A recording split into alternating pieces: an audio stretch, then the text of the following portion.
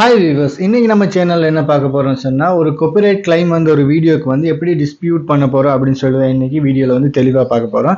வீடியோக்குள்ள போக முன்னால சேனலை சப்ஸ்கிரைப் பண்ணாதவங்க மறக்காம சப்ஸ்கிரைப் பண்ணி ஒரு சப்போர்ட் ஒன்று தாங்க. ஒரு சப்ஸ்கிரைபர் ஒருத்தர் வந்து சொல்லியிருந்தாரு, அவங்க போட்ட 3 வீடியோக்களுக்கு வந்து காப்பிரைட் கிளைம் வந்திருக்கு, இதை வந்து அவங்க டிஸ்பியூட் பண்ணணும், அவங்களோட சொந்த வீடியோ தான் அப்படின்னு வந்து சொல்லியிருந்தாங்க. அதில் போயிட்டு செக் பண்ணி பார்த்தா, அவங்களோட சேனலில் போயிட்டு செக் பண்ணி பார்த்தோன்னு சொன்னால் அவங்க வீடியோ போட்டிருக்காங்க. என்னன்னு சொன்னால் அவங்களோட ஒரு புள்ளோட வந்து ஃபங்க்ஷனை வந்து அப்படியே வீடியோ பண்ணி போட்டிருக்காங்க. அந்த வீடியோவில் வந்து அது அவங்களுக்கு ஓனான வீடியோ தான், அவங்க வீடியோ பண்ண வீடியோ தான். ஆனால் இருந்தாலும் அந்த வீடியோக்கு வந்து என்ன கிளைம் வந்திருக்குன்னு சொன்னால், அவங்க போட்டிருந்த அந்த வீடியோவில் வந்து பேக்ரவுண்டில் பின்னால் வந்து சினிமா பாடல் வந்து போகுது. இப்போ ஒரு நிகழ்ச்சி நடந்துட்டு இருக்கு, அந்த நிகழ்ச்சி அவங்க வந்து வீடியோ பண்ணி போட்டிருக்காங்க. அந்த நிகழ்ச்சிக்கு பின்னால் வந்து ஆடியோ, அதாவது சினிமா பாடல் வந்து போயிட்டு இருக்கு. இந்த அவங்க போட்ட 3 வீடியோக்கள்ல வந்து சினிமா பாடல் போயிட்டு இருக்கு. அப்போ இந்த சினிமா பாடலுக்கு தான் அவங்களுக்கு வந்து கிளைம் வந்திருக்கணும், வேற எதுக்காக வேண்டி கிளைம் வர்றதுக்கான சான்ஸ் இல்லை. இப்போ இந்த கிளைமுக்கு வந்து அவங்க டிஸ்பியூட் பண்ண கேட்டிருந்தாங்க. இப்போ நீங்கள் இந்த கிளைமுக்கு வந்து டிஸ்பியூட் பண்ணீங்கன்னு சொன்னால், மேல்முறையீடு செஞ்சீங்கன்னு சொன்னால் உங்களுக்கு வந்து உங்களோட சேனலுக்கு பிரச்சனை ஆகிறதுக்கு சான்ஸ் இருக்குது. இப்போ என்ன சொன்னால், நீங்கள் அது போன சினிமா பாடல் வந்து இன்னொருத்தருக்கு சொந்தமானது. இப்போ நீங்கள் அந்த சினிமா பாடலை வேறையாக வந்து ஆடியோ வந்து எடுத்து போட்டால் மட்டுமல்ல காப்பிரைட் கிளைம் வரும். இப்படி நீங்கள் வந்து வீடியோ பண்ணும்போது பேக்ரவுண்டில் சினிமா பாடலோ, இல்லை நீங்கள் ஒரு வீடியோ பண்ணும்போது பேக்ரவுண்டில் ஒரு சினிமாவோட நிகழ்ச்சியில் ஒரு கிளிப் ஒன்று போயிட்டு இருந்தால் கூட அதுக்கு கூட காப்பிரைட் கிளைம் வந்திருக்கு. காப்பிரைட் கிளைம், காப்பிரைட் ஸ்ட்ரைக் கூட வந்திருக்கு. அப்போ காப்பிரைட் கிளைம் சொன்னா நிறைய விஷயங்கள் வந்து இருக்கு. நான் காப்பிரைட் கிளைமை பத்தி ஏற்கனவே ஒரு வீடியோ போட்டிருக்கேன், அதுல போயிட்டு பாருங்க. இருந்தாலும் நான் வந்து சின்னதா சொல்றேன், ஷோர்ட்டா வந்து சொல்றேன். என்னன்னு சொன்னா, இன்னொருத்தருக்கு சொந்தமான ஒரு வீடியோ வந்து நீங்க அவங்களுக்கு சொந்தமான ஒரு கிளிப்போ, அதில் அவங்களுக்கு சொந்தமான ஏதோ ஒரு மெட்டீரியலை வந்து எடுத்து போட்டிங்கன்னு சொன்னால் அவங்களுக்கு வந்து காப்பிரைட் கிளைம் இல்லைன்னா காப்பிரைட் ஸ்ட்ரைக் வரும்.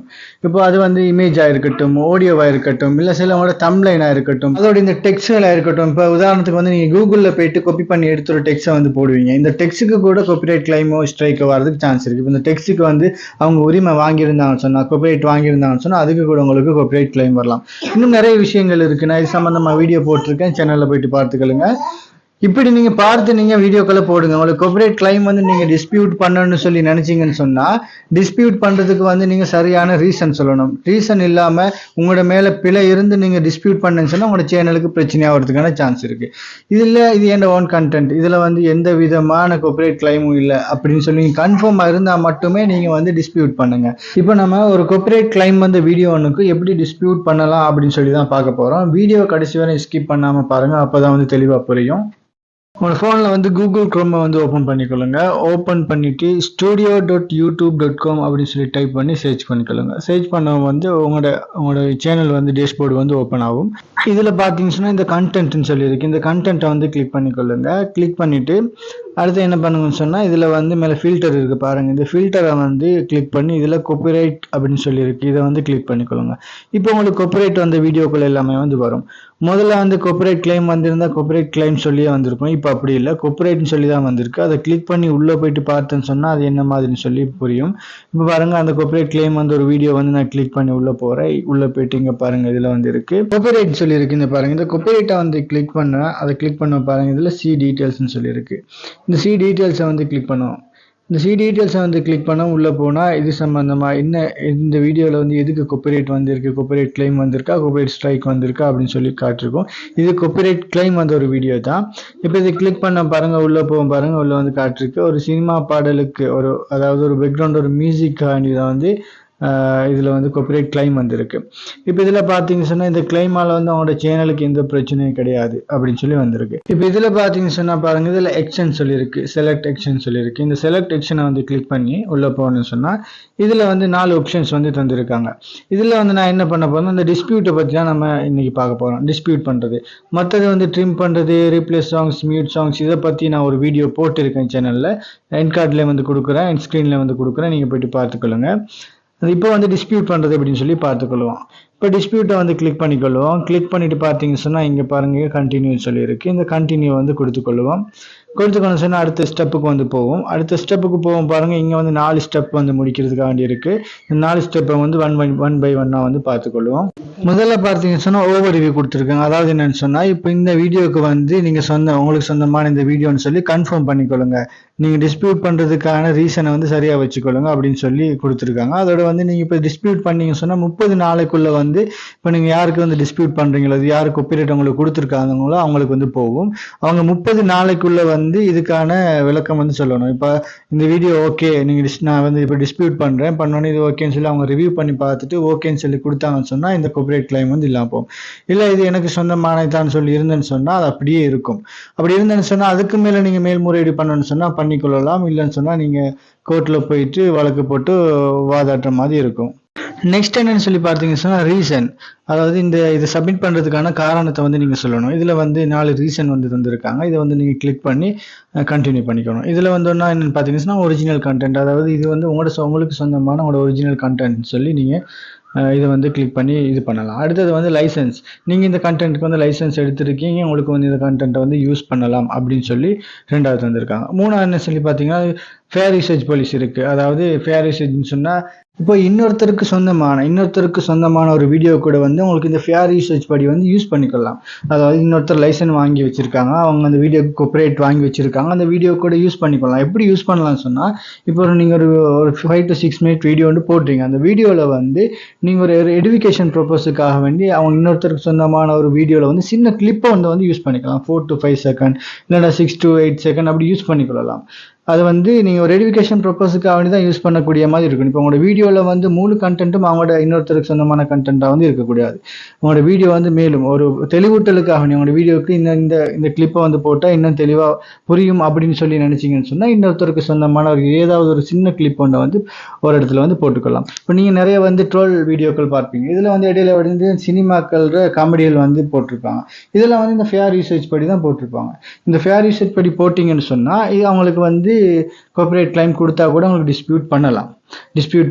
இது வந்து யூடியூபுக்கு எந்த சம்மந்தம் இல்லை. இந்த ஃபேர் யூசேஜ் பாலிசி டிஸ்பியூட் பண்ணி ஏதாவது பிரச்சனை ஆகணும்னு சொன்னால் கூட அவங்களுக்கு வந்து வழக்கு போட்டு அவங்களோட வாதாடலாம், வழக்கு பதிவு செஞ்சு வாதாடலாம். அப்போ அதை வந்து ஜட்ஜ் தான் முடிவெடுப்பாங்க இதுக்கு என்ன செய்யலாம் அப்படின்னு சொல்லி. ஃபேர் யூசேஜ் படி நிறைய வீடியோக்கள் போட்டிருக்காங்க, யூஸ் பண்ணியிருக்காங்க, நீங்கள் கூட பார்த்துருப்பீங்க. ஃபேர் யூசேஜ்னா இன்னும் தெளிவாக என்னன்னு சொல்லி நான் இன்னொரு வீடியோவில் வந்து போட்டுறேன். இப்போ இந்த ஃபேர் யூசேஜ் படி கூட கிளிக் பண்ணி உங்களுக்கு வந்து சப்மிட் பண்ணிக்கொள்ளலாம். அடுத்து என்னன்னு சொல்லி பார்த்தீங்கன்னா பப்ளிக் டொமைன், அதாவது இந்த நீங்கள் யூஸ் பண்ணியிருக்கிற கண்டென்ட் வந்து பொது உடைமை, அதாவது இது வந்து பொதுமக்கள் யாருக்கு வேணாலும் இந்த கண்டென்ட்டை வந்து யூஸ் பண்ணிக்கொள்ளலாம் அப்படின்ற மாதிரி கண்டென்ட்டாக இருந்துன்னு சொன்னால் உங்களுக்கு வந்து அந்த பப்ளிக் டொமைனை வந்து கிளிக் பண்ணி சப்மிட் பண்ணிக்கலாம். அடுத்தது பார்த்தீங்கன்னு சொன்னால் பாருங்க, இதே ரீசன்ட் பேஜில் வந்து வலது சைடில் 3 விஷயங்கள் தந்திருக்காங்க. இந்த 3 விஷயங்களுக்காக வேண்டி உங்களுக்கு டிஸ்பியூட் பண்ண முடியாது. அதில் முதல்ல என்ன சொல்லி போட்டிருக்காங்கன்னு பார்த்தீங்கன்னா, நீங்கள் இப்போ ஒரு டிவிடியோ ஒரு சிடியோ வந்து வாங்கிட்டு இப்போ அதில் உள்ள வீடியோக்கள் வந்து உங்களுக்கு சொந்தமானது அப்படின்னு சொல்லி நீங்கள் யூடியூப்ல அப்லோட் பண்ணிட்டீங்க. இப்போ அதுக்கு வந்து காப்பிரைட் கிளைம் வருது. அந்த ரீசனை வச்சு நீங்கள் நான் காசு கொடுத்து வாங்கிட்டு இப்போ இது எனக்கு தான் சொந்தம், அதனால நான் வந்து வீடியோ வந்து யூடியூப்ல போடலாமே இந்த சிடியில் உள்ள விஷயங்கள் அப்படின்னு சொல்லி அவங்களுக்கு அந்த ரீசனுக்காக வேண்டி டிஸ்பியூட் பண்ண முடியாது. 2வது என்னன்னு பார்த்தீங்கன்னு சொன்னால் இந்த குறிப்பிட்ட கிளைம் வந்த வீடியோ வந்து நான் மோனிடைசேஷனுக்குள்ளே போட மாட்டேன், நான் இது மூலமாக வந்து மணி ஏர்ன் பண்ண மாட்டேன், மோனிடைஸ் பண்ண மாட்டேன், இது சும்மா தான் இருக்கும், பார்வைக்கு மட்டும் இருக்கும் அப்படின்னு சொல்கிற ரீசனுக்காக வேண்டி டிஸ்பியூட் பண்ண முடியாது. அடுத்து என்ன சொல்லி பார்த்தீங்கன்னு சொன்னால் உங்களுக்கு வந்து இந்த குறிப்பிட்ட கிளைம் வந்த வீடியோவில் வந்து அந்த ஓனருக்கு வந்து நான் கிரெடிட் கொடுக்குறேன் அப்படின்னு சொல்லி அவனோட ரீசனை வந்து சொல்ல முடியாது. இந்த 3 ரீசனையும் வந்து சொல்லி உங்களுக்கு வந்து இதுக்கு டிஸ்பியூட் பண்ண முடியாதுன்னு சொல்லி தந்திருக்காங்க. நெக்ஸ்ட் வந்து என்னன்னு சொன்னால் இப்போ இந்த 4 ரீசன் தந்திருக்காங்களே, இந்த ரீசன் 4 ஏதாவது வந்து உங்களுக்கு பொருத்தமான ஒரு ரீசனை வந்து செலக்ட் பண்ணிக்கொண்டு கண்டினியூ கொடுத்துக்கொள்ளுங்க. கண்டினியூ கொடுக்கும். அடுத்தது என்ன சொன்னால் டீட்டெயில்ஸுக்கு 3வது ஆப்ஷனுக்கு வந்து போகும். டீட்டெயில்ஸில் வந்து என்னென்ன சொல்லியிருக்காங்கன்னு சொல்லி பார்ப்போம்.